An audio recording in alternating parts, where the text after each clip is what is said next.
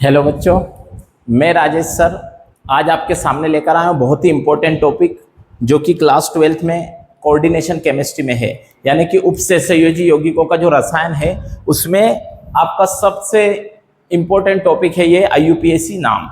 यानी कि उपसहसंयोजी यौगिकों के जब IUPAC नाम लिखते हैं बच्चे तो ज़्यादातर बच्चे क्या करते हैं उसमें या तो उनका नाम सही नहीं लिखते हैं, या तो उनकी ऑक्सीकरण संख्या गलत लिख देते हैं, या फिर वो उनके आवेश सही से नहीं लिखते हैं, या उसको अंग्रेजी वर्णमाला के अनुसार सही से नहीं लिखते हैं।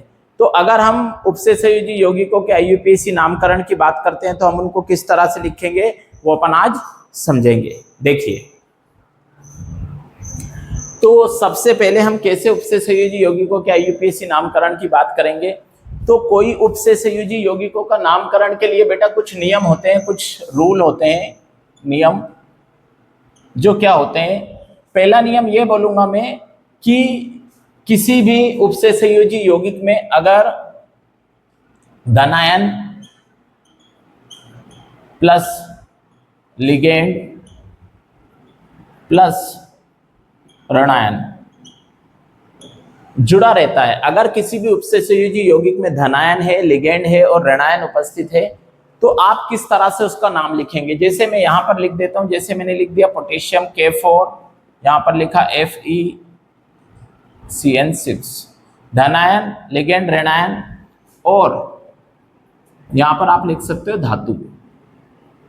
तो बेटा आप देखेंगे कि इसमें ये उपसहसंयोजी यौगिक के नाम के कुछ नियम है, उसमें मैं आपको बता देता हूं। पहले ये बताता हूं कि K4 FeCN6 Cl2, और यहाँ पर अगर कोई 2+ या 2- कोई आवेश है तो इनको कहते क्या है, पहले इनको अच्छे से समझेंगे आप, उसके बाद मैं नियम बताता हूँ। हमेशा उपसहसंयोजी इसको जो पहला तत्व होता है इसको बोलते हैं हम हमेशा बेटा धनायन, यानी कि ये धनायन है, या इसको धनात्मक लिगेंड भी कहते हैं। पीछे जो तत्व रहता है वो लास्ट में हमेशा वो ऋणायन होगा, यानी कि ऋणात्मक लिगेंड कहते हैं इसको। उसके बाद ये जो ब्रैकेट है ना, ये ब्रैकेट को बोलते हैं बेटा उपसहसंयोजी मंडल। क्या कहते हैं इसको? उपसहसंयोजी मंडल। उसके बाद अगर बात करें तो ये है, ये लिगेंड है, इसको हम लिगेंड कहते हैं, इसको संलग्नी भी बोलते हैं हिंदी में, संलग्नी। ठीक है, लिगेंड को मैं बताऊंगा आगे इसको भी क्या होता है लिगेंड।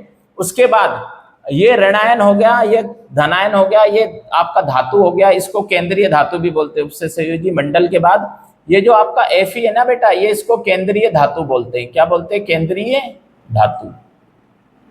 ठीक है, तो ये आपका केंद्रीय धातु हो गया। और ये जो आपका +2 दिया है ना, ये आपका आवेश है। ये क्या है बेटा? आवेश है, यानी कि ये चार्ज है आपका। तो इतनी सारी चीजें एक उपसहसंयोजी यौगिक के अंदर होती है।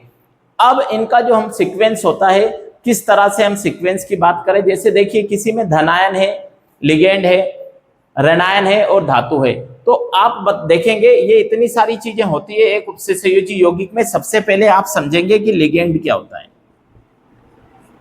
ठीक है, लिगेंड का मतलब होता क्या है? लिगेंड को हिंदी में संलग्नी बोलते हैं, संलग्नी।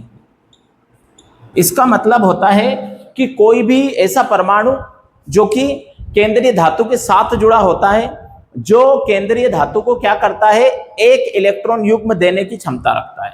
यानी कि क्या, कैसे मैं बताता हूं आपको। जैसे आप देखें, मैं यहां पर एक एग्जांपल लिखता हूं कि ये मैंने Fe लिख दिया आयरन, और इसके साथ Cn लिख दिया मैंने साइनाइड, और ये 6। तो इस आयरन के साथ कितने Cn जुड़े हैं? 6 जुड़े हैं बेटा। तो अगर मैं आपको बताऊं तो ये Fe है मेरा, यहां पर ये Cn1, ये Cn2, ये Cn3, ये Cn मेरा 4, ठीक है, ये Cn आपका 5, ये Cn आपका 6। यानी कि आप देख रहे हैं तो कितने 6 Cn अपन ने जोड़ के रखे हैं। तो ये जो Cn है ये इस केंद्रीय धातु यानी इस आयरन को क्या कर रहा है? इलेक्ट्रॉन युग्म देने की क्षमता रखते हैं। इलेक्ट्रॉन युग्म क्या होता है वो देखिए आप। इलेक्ट्रॉन युग्म का मतलब होता है बेटा, दो बिंदियां मिला दें तो इसको एक इलेक्ट्रॉन युग्म बोलते हैं। क्या ये? एक इलेक्ट्रॉन युग्म। ठीक है, यानी कि दो बिंदियां तो एक इलेक्ट्रॉन युग्म, अगर एक बिंदी है तो वो सिंगल इलेक्ट्रॉन। तो जब भी कोई परमाणु केंद्रीय धातु को इलेक्ट्रॉन युग्म देने की क्षमता रखे और इलेक्ट्रॉन युग्म प्रदान कर उपसे संयोजी बंध बना ले, तो उसको हम क्या कहते हैं, संलग्नी या लिगेंड कहते हैं। किसी भी उपसे संयोजी यौगिक में लिगेंड केंद्रीय धातु के साथ जुड़े होते हैं, जैसे यहाँ पर भी साइनाइड जुड़ा है, तो इसको हम कहते हैं लिगेंड। अब बात आती है बेटा कि इनके नामकरण कैसे करें, यानी इनका नाम कैसे लिखें, यानी उपसे संयोजी यौगिक आपको दे देते हैं तो उसका नाम हम कैसे लिखते हैं। तो आपको मैं सारे नियम कानून कायदे आज बताऊंगा। ये वीडियो बहुत इंटरेस्टिंग होने वाला है, इसको अंत तक जरूर देखें। तो आप देखिए कि इसका नाम हम कैसे लिखेंगे, उपसे संयोजी यौगिक के नाम। सबसे इंपॉर्टेंट क्वेश्चन बोर्ड के एग्जाम्स में हर साल पूछे जाते हैं, यूपीएससी नाम उपसे संयोजी यौगिकों के, चाहे सीबीएसई हो चाहे एमपी बोर्ड हो, किसी भी क्लास में यूपीएससी नाम पूछे जाते हैं। तो मैं आपको यूपीएससी नाम कैसे लिखते हैं उसके नियम कानून कायदे आज बताने वाला हूं। ठीक है, तो देखिए, तो मैं इसको रफ कर देता हूं, आप इसका स्क्रीनशॉट ले लें, मैं इसको रफ करने वाला हूं। ठीक है, तो इसको मैं हटा रहा हूं अभी। इसके बाद आप देखेंगे कैसे अपन आईयूपीएससी नाम लिखेंगे। तो अब जब हम आईयूपीएससी नाम लिखेंगे तो ये फर्स्ट रूल मैंने लिखा है, पहला नियम, कि यदि किसी भी उपसे संयोजी यौगिक में धनायन, लिगेंड, ऋणायन और धातु उपस्थित हो, ठीक है, तो आप कैसे नाम लिखेंगे। देखिए मैं यहाँ लिख देता हूँ, जैसे मैंने लिख दिया Na2, ये धनायन हो गया मेरा, और उसके बाद मैं यहाँ धातु लिखता हूँ CO, उसके बाद मैं लिगेंड लिख दे रहा हूँ NH3 लिख दिया मैंने सपोज होल ट्वाइस, और मैंने यहाँ पर लिख दिया बेटा Cl2। ठीक है, तो आप इसमें क्या देखेंगे कि हमेशा आप एक चीज ध्यान में रखें कि उपसे संयोजी जो मंडल है ना, ये कोऑर्डिनेशन ब्रैकेट, इसके बाद पहला जो तत्व है उसको हमेशा आप क्या बोलोगे, ये केंद्रीय धातु होता है, उपसे संयोजी मंडल के बाद वाला पहला एलिमेंट। ठीक है, ये धनायन होता है और ये ऋणायन होता है, और बीच में यहाँ पर लिगेंड होते हैं। तो यहाँ पर या तो यहाँ पर उदासीन लिगेंड रहेगा या ऋणात्मक लिगेंड रहेगा, कभी भी धातु के साथ ब्रैकेट के अंदर धनायन नहीं रहेगा, यानी धनात्मक लिगेंड नहीं रहता है। यहाँ या तो उदासीन लिगेंड जुड़ता है या फिर ऋणात्मक लिगेंड जुड़ेगा, याद रखिए आप। ठीक है, तो आप इसमें क्या करेंगे बेटा, इसका जब नाम लिखेंगे तो सबसे पहले आप किसका नाम लिखेंगे, धनायन का, यानी कि पहले नंबर पे आप इसका नाम लिखेंगे। उसके बाद आप लिगेंड का नाम लिखेंगे दूसरे नंबर पे इसका। उसके बाद तीसरे नंबर पे आप धातु का नाम लिखेंगे, और चौथे नंबर पे आप किसका नाम लिखेंगे, ऋणायन का नाम लिखेंगे। तो इसका नाम कैसे लिखेंगे वो मैं आपको बताता हूं। यह है सोडियम, तो इसको आप लिखेंगे सोडियम। ठीक है, याद रखना कभी भी आप धनायन और ऋणायन के नाम में डाई, ट्राई या टेट्रा शब्द नहीं लगाते, क्योंकि उनमें कभी भी डाई, ट्राई, टेट्रा शब्द नहीं लगता है। जैसे दो है तो डाई नहीं लिखेंगे, यहां भी दो है तो डाई नहीं लिखेंगे, सीधे नाम लिखेंगे सोडियम। उसके बाद लिगेंड है बेटा, दो लगा है तो इसको बोलते हैं डाई, और NH3 को बोलते हैं हम लोग लिगेंड में एमीन पढ़ते हैं, ये उदासीन लिगेंड होता है, डाई एमीन।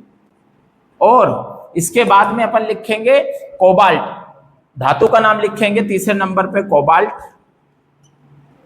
ठीक है, और उसके बाद अंत में ऋणायन का नाम लिखेंगे, पर उससे पहले कोबाल्ट की ऑक्सीकरण संख्या यानी धातु की ऑक्सीकरण संख्या को लिखा जाता है, और वो हमेशा रोमन गिनती में लिखते हैं, 1 2 3 4 रोमन में। तो कोबाल्ट इसकी ऑक्सीकरण संख्या आप देखेंगे तो Na जो होता है आपका धनात्मक लिगेंड होता है, इस पर +1 चार्ज होता है, तो +1 × 2, तो आप देखेंगे तो ये +2 हो जाएगा। और यहाँ पर आप देखेंगे Cl2 ये ऋणात्मक लिगेंड है, तो इस पे -1 आवेश होता है, तो -1 × 2 और +1 × 2, तो क्या हो जाएगा बेटा 2 एकम 2, ये भी 2 एकम 2। यहाँ पर देखेंगे जो NH3 है एमीन, ये आपका उदासीन लिगेंड होता है। उदासीन का मतलब आवेश इस पर शून्य होता है, तो इसका तो आवेश शून्य हो गया। ठीक है, इसका 2 है, इसका भी 2 है, तो 2 एकम 2 और ये भी 2 एकम 2। अब आप देखेंगे तो ये प्लस का 2, ये माइनस का 2, प्लस माइनस के 2 तो वो तो कैंसिल हो जाएंगे। तो इसकी ऑक्सीकरण संख्या कितनी आएगी बेटा, आप अगर देखेंगे तो इसकी ऑक्सीकरण संख्या आएगी 0, और लास्ट में लिखोगे आप Cl2 था तो क्लोराइड। ठीक है ना, अब क्लोराइड आपने लिख दिया। अब आपको एक दिक्कत हो रही होगी कि ऑक्सीकरण संख्या इसकी निकालेंगे कैसे, तो मैं एक आपको निकाल के बता देता हूं। देखिए Na2 है तो आप Na2 है तो 2Na, इसको सबको प्लस में लिखें, plus CO plus NH3 whole twice था, तो 2 आप आगे ले लें, 2NH3, और उसके बाद में प्लस क्या लिखेंगे आप 2NH3 के बाद में आप क्या लिखेंगे प्लस Cl2 लिखेंगे बेटा। और जब आप प्लस Cl2 लिख देंगे, यहां कोई आवेश नहीं है तो बराबर के बाद आप क्या लिख देंगे 0 लिखेंगे। और जब बराबर के बाद आप 0 लिखेंगे तो देखेंगे ऑक्सीकरण संख्या 2 इंटू सोडियम का +1 होता है बेटा, प्लस CO है आपका तो CO ऐसा का ऐसा ही प्लस इसका, क्योंकि ये केंद्रीय धातु है इसका निकालना है। 2NH3 उदासीन होता है इसका 0 लिखोगे, प्लस आप क्या लिखोगे Cl2 है तो 2 इंटू ये ऋणात्मक लिगेंड है -1 लिखोगे बराबर 0। तो इसके बाद क्या करेंगे आप 2 2 एकम 2 प्लस CO प्लस ये तो 0 हो जाएगा बेटा, तो इसको तो लिखेंगे नहीं, मैं एक बार लिख देता हूं +0 प्लस प्लस माइनस माइनस तो माइनस का 2, ठीक है। तो ये तो 0 है तो 2 प्लस CO -2 बराबर 0, ठीक है बेटा। तो ये माइनस प्लस ये तो कुछ नहीं हो गया, ये तो बचा ही नहीं, ये हो गया। तो क्या हो गया CO बराबर आपका क्या हो गया 0। तो ऑक्सीकरण संख्या आपकी कितनी निकल गई 0 निकली, तो इसीलिए अपन ने यहाँ पर 0 लिखी। तो आप इसका स्क्रीनशॉट ले लो। इसके बाद मैं आपको दूसरा रूल बताता हूं, आगे रूल बताऊंगा जी।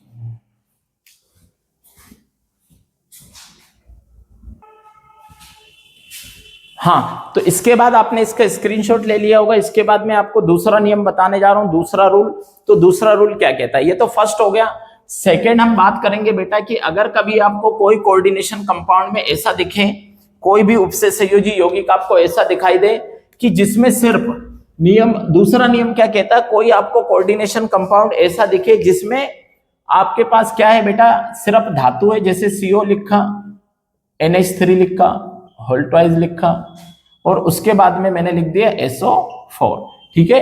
इस तरह से अगर आपको दिखाई दे रहा है तो इसमें भी सबसे पहले आप किसका नाम लिखेंगे, यहां पर सबसे पहले इस लिगेंड का नाम लिखेंगे, उसके बाद दूसरे नंबर पे धातु का और तीसरे नंबर पे आप ऋणायन का नाम लिखेंगे, ठीक है। तो देखिए कैसे, इसका आप नाम लिखेंगे पहले डाईएमीन, उसके बाद डाईएमीन के बाद आप लिखेंगे CO को कोबाल्ट ही बोलते हैं हम, और उसके बाद कोबाल्ट का ऑक्सीकरण संख्या बेटा ये तो उदासीन है 0, ये -2 होता है, SO4 का -2 होता है तो 2 आ जाएगी, कोबाल्ट 2, और लास्ट में आप लिख दोगे SO4 को सल्फेट, ठीक है। ये हो गया दूसरा रूल, ये हुआ। तीसरी बात अगर हम करते हैं बेटा तो क्या होता है कि कभी कभी ऐसा भी हमारे साथ हो जाता है, कभी कभी ऐसा हो जाता है कि उपसे संयोजी जो यौगिक है उसके साथ कभी कभी क्या होता है, केवल अगर केंद्रीय धातु के साथ ऋणायन जुड़ा रहता है तो क्या करते हैं, देखिए ओनली अगर ऋणायन जुड़ा रहे तो देखिए मैं जैसे बताता हूं, यहां पर मैंने लिख दिया Na2Cr क्रोमियम, क्रोमियम के बाद अपन क्या लिखेंगे बेटा, क्रोमियम के बाद आप लिखेंगे क्या CN6, और CN6 के बाद में लास्ट में क्या लिख दे रहा हूं, यहां पर कुछ नहीं, इतना मैंने लिखा है। तो इस कंडीशन में केवल धातु के साथ ऋणायन जुड़ा रहता है ना, तो फिर इसका धातु का जब नाम लिखेंगे तो आप 8 शब्द लगाएंगे। क्या 8 कैसे लगाएंगे वो देखिए, ये Na2 था तो मैं पहले इसका नाम लिखूंगा पहले नंबर पर, फिर इसका लिखूंगा दूसरे नंबर पर और तीसरे नंबर पर धातु का, ठीक है। तो देखेंगे मैं इसका नाम लिखूंगा सोडियम, सोडियम के बाद मैं लिखूंगा 6 है तो हेक्सा साइनो, ठीक है, हेक्सा साइनो, और उसके बाद लास्ट में क्या लिखूंगा बेटा, क्रोमियम है तो इसको क्रोमियम नहीं लिखेंगे, फिर हम केवल ऋणायन जुड़ा है अगर धातु के नाम के साथ तो उसमें 8 शब्द लगाएंगे, तो साइनो, और इसको लिखूंगा मैं क्रोमेट, 8 शब्द लगाएंगे, 8 या 8 शब्द लगाओगे तो उसको लिखोगे क्रोमेट। ऑक्सीकरण संख्या देखोगे तो ये प्लस का 1 होता है तो 2 है तो +2, और ये -6, Cn ऋणात्मक लिगेंड होता है, इसमें -1 आवेश होता है तो -6 और +2, तो 4 ऑक्सीकरण संख्या इसकी आ जाएगी, याद रखिए। तो आप हमेशा धातु के नाम के साथ 8 शब्द जब ही लगाएंगे जब केवल ऋणात्मक लिगेंड जुड़ा हो केंद्रीय धातु के साथ, यानी इस ब्रैकेट के अंदर केवल अगर ऋणायन जुड़ा है तभी आप 8 शब्द लगाएंगे, नहीं तो आप 8 शब्द कभी भी नहीं लगाएंगे। दूसरी अगर हम बात करते हैं कि कभी कभी ऐसा हो जाता है बेटा कि केंद्रीय धातु के साथ एक से ज्यादा लिगेंड जुड़े रहते हैं, एक से ज्यादा, मतलब देखिए ये Cn है तो इसके अलावा और भी केंद्रीय धातु के साथ लिगेंड जुड़ सकते हैं। तो अगर एक से ज्यादा लिगेंड केंद्रीय धातु के साथ जुड़ते हैं तो उस कंडीशन में हम क्या करते हैं, देखिए मैं इसको रब करता हूं, आप स्क्रीनशॉट ले लें, ठीक है। तो इसके बाद मैं बता रहा हूं क्या दूसरा, कि अगर केंद्रीय धातु के साथ क्या करते हैं बेटा, हम केंद्रीय धातु के साथ अगर हमारे एक से ज्यादा लिगेंड जुड़ा हो, जैसे कि आप देखेंगे कि Ni मैं यहां पर लिख रहा हूं NH3 होल ट्वाइस H2O, और इसकी जगह आप ऐसा लिखो Cn लिख लो होल ट्वाइस, NO लिख लो होल ट्वाइस, ठीक है, और आप यहां पर Cl2 लिख लो, ठीक है, ऐसा लिख ले।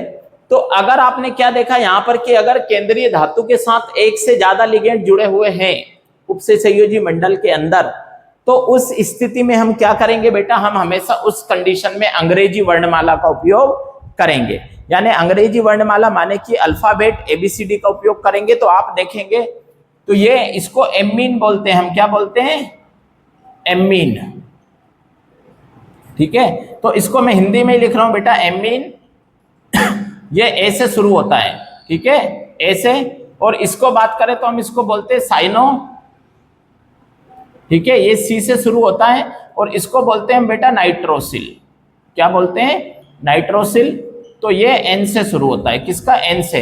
तो इसमें अगर आप देखेंगे अल्फाबेटिकल ऑर्डर यानी अंग्रेजी वर्णमाला की बात करें तो सबसे पहले आपका क्या होगा, ए का नाम लिखेंगे आप, दूसरे नंबर पे आप इसका नाम लिखेंगे, और तीसरे नंबर पे आप इसका नाम लिखेंगे, और इन तीनों लिगेंड का नाम लिखने के बाद आप लिखेंगे चौथे नंबर पर केंद्रीय धातु का नाम, यानी कि चौथे नंबर पर आप इसका नाम लिखेंगे केंद्रीय धातु का, और अंत में आप किसका, ऋणायन का नाम लिखेंगे, यानी कि अंत में आप इसका नाम लिखेंगे पांचवें नंबर पर।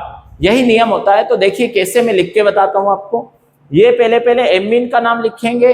अब बेटा ऐसा भी हो सकता है, इनका सीक्वेंस इधर उधर भी हो सकता है, ये एमीन यहां भी दे सकता है, नाइट्रोसिल यहां दे सकता है, कहीं भी हो जाए, लेकिन सीक्वेंस यही रहेगा अल्फाबेटिकल ऑर्डर। तो देखें कैसे, पहले इसका नाम लिखोगे आप डाई एमीन, ये भी दो है बेटा, तो इसका लिखोगे डाइसाइनो, है ना। आप कोशिश ये करें बेटा कि जो एक ही होता है, जैसे ये डाई एमीन है तो इसको एक साथ लिखे, है ना, डाई एमीन, ये लिख दिया आपने डाई एमीन, उसके बाद डाइसाइनो, स्पेस जब ही दे जब एक का नाम खत्म हो जाए। देखिए डाई एमीन, डाइसाइनो, उसके बाद ये इसका नाम लिखेंगे तो डाइनाइट्रोसिल, ठीक है ना, और डाइनाइट्रोसिल के बाद में आप क्या देखेंगे कि डाइनाइट्रोसिल, और उसके बाद में धातु का नाम लिखेंगे तो धातु क्या है आपका, निकल, ठीक है। तो निकल, और निकल की ऑक्सीकरण संख्या की अगर बात करें बेटा तो ये उदासीन लिगेंड होता है तो ये शून्य हो जाएगा, ये ऋणात्मक लिगेंड है तो -1 होता है तो 2 से गुणा करोगे -2। ये नाइट्रोसिल, ये भी उदासीन लिगेंड, शून्य हो जाता है। ये ऋणायन होता है, इस पे -1 होता है तो इसका -2 हो जाएगा, ठीक है बेटा। तो -2 प्लस -2 क्या होगा, -4, यानी कि ऑक्सीकरण संख्या आएगी कितनी, 4। और ऑक्सीकरण संख्या को आप हमेशा देखेंगे क्या कि धातु के नाम के बाद रोमन गिनती में लिखेंगे हमेशा ऑक्सीकरण संख्या को। अगर याद रखिए आपकी ऑक्सीकरण संख्या भी एग्जाम में गलत हो गई तो कभी भी आपका नाम सही नहीं होगा, ठीक है। और उसके बाद लास्ट में आप क्या लिखेंगे, ऋणायन का नाम क्लोराइड, क्या लिख दिया आपने, क्लोराइड। तो इस तरह से आप क्या बोलते हैं, नाम लिख सकते हैं। तो इसका स्क्रीनशॉट ले लो, फिर मैं अगला रूल बता रहा हूं, इसका स्क्रीनशॉट ले लें आप, ठीक है। उसके बाद हम अगले रूल की बात करेंगे बेटा। इसके बाद अगर बात करें अगले रूल की, तो जो अगला रूल होता है ना, वो क्या होता है कि कभी कभी ऐसा उपसे संयोजी यौगिक मिल जाता है आपको देखने को जिसके ऊपर आपको चार्ज दिया होगा, क्या, आवेश दिया होता है। जैसे कि मैं बात करूं, यहां पर मैं लिख लेता हूं क्या कि K2, उसके बाद CO NH3 होल ट्वाइस, ठीक है। इसकी जगह पर दूसरा लेते हैं बेटा, अपन H2O ले लेते हैं, H2O ले लेते हैं होल ट्वाइस, उसके बाद CO ले लो होल ट्वाइस, ठीक है, ये ले लिया, और यहाँ पर 2 कोई दिक्कत। अगर इस तरह से आप देखेंगे, ठीक है, या फिर आप ऐसा करो इधर 4- लिखो, 4- लिख दिया मैंने। तो यहाँ पर अगर इस तरह से कभी आपको कोई आवेश दिख रहा है उपसे संयोजी मंडल के ऊपर, तो उस स्थिति में आप जब भी उपसे संयोजी यौगिक का नाम लिखेंगे तो हमेशा अंत में आयन शब्द जोड़ेंगे। क्या जोड़ेंगे, आयन शब्द जोड़ेंगे, आयन शब्द का उपयोग करेंगे। वो कैसे आप करेंगे, देखिए आयन शब्द का उपयोग। तो यहां पर सबसे पहले आप इसका नाम लिखेंगे धनायन का, तो आप लिखेंगे पोटेशियम, पोटेशियम के बाद आप लिखेंगे इनमें से लिगेंड में देखो ये इसको एक्वा बोलते हैं बेटा, तो ये पहले आता है अल्फाबेटिकली, ये कार्बोनिल है, तो आप लिखेंगे डाई एक्वा, डाई एक्वा, उसके बाद डाई कार्बोनिल,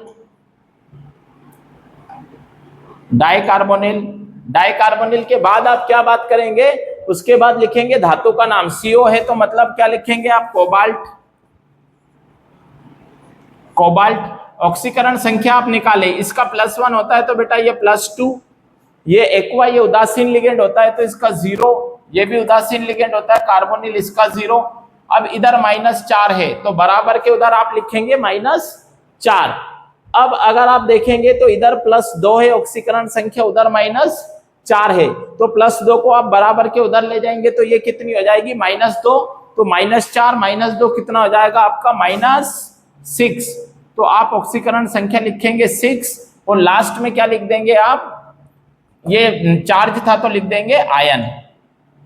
बेटा एक और चीज आप याद रखें कि ऑक्सीकरण संख्या चाहे आपकी ऋणात्मक हो या धनात्मक, यानी चाहे वो नेगेटिव हो चाहे वो पॉजिटिव हो, कभी भी आपको वहां वो चार्ज नहीं लगाना है, उसको सीधे रोमन गिनती में लिख देना है।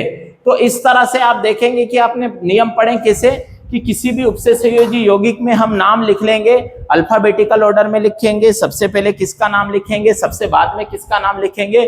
तो किसी भी उपसे संयोजी यौगिक का हम इस तरह से नाम लिख सकते हैं। और यदि इसकी ऑक्सीकरण संख्या कभी भी आपको चाहे 0 आए तो आप 0 ब्रैकेट के बाद में लिखेंगे। तो ये वो नियम कानून कायदे हैं, ये वो सारे रूल्स हैं जिनसे आप उपसे संयोजी यौगिक के IUPAC नाम लिख सकते हैं। तो आशा करूंगा आपको ये वीडियो पसंद आया होगा और समझ आया होगा। तो वीडियो को ज्यादा से ज्यादा बच्चों तक शेयर करें ताकि ज्यादा से ज्यादा इसको पढ़ सके। Thank you so much.